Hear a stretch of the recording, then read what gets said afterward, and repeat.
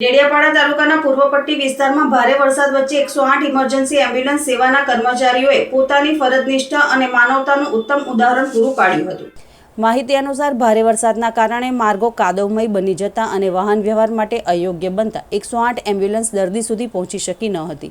આવી કપરા સંજોગોમાં 108ના પાયલટ મેહુલ વસાવા અને ઈએમટી સુનિલ રાઠવાએ હિંમત હાર્યા વગર દર્દી સુધી પહોંચવાનો નિર્ણય લીધો। બંને કર્મચારીઓએ દર્દીને જોલીમાં બેસાડી વરસાદ અને કાદવ વચ્ચે પગપાળા લાંબો અને મુશ્કેલ રસ્તો પાર કરીને સુરક્ષિત રીતે એમ્બ્યુલન્સ સુધી પહોંચાડ્યા હતા। ત્યારબાદ દર્દીને તાત્કાલિક સારવાર માટે નજીકની હોસ્પિટલમાં ખસેડવામાં આવ્યા હતા। આ સમગ્ર ઘટનાએ સાબિત કર્યું છે કે 108 સેવા માત્ર એક એમ્બ્યુલન્સ સેવા નથી, પરંતુ મુશ્કેલીના સમયમાં લોકો માટે આશાનું કિરણ છે।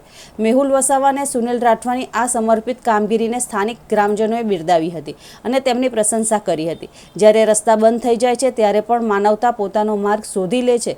ડેડિયાપાડાની 108 ટીમે ફરી એકવાર સાબિત કર્યું કે જીવ બચાવવાની સેવા માટે સમર્પણ, હિંમત અને માનવતા સૌથી મોટી શક્તિ છે।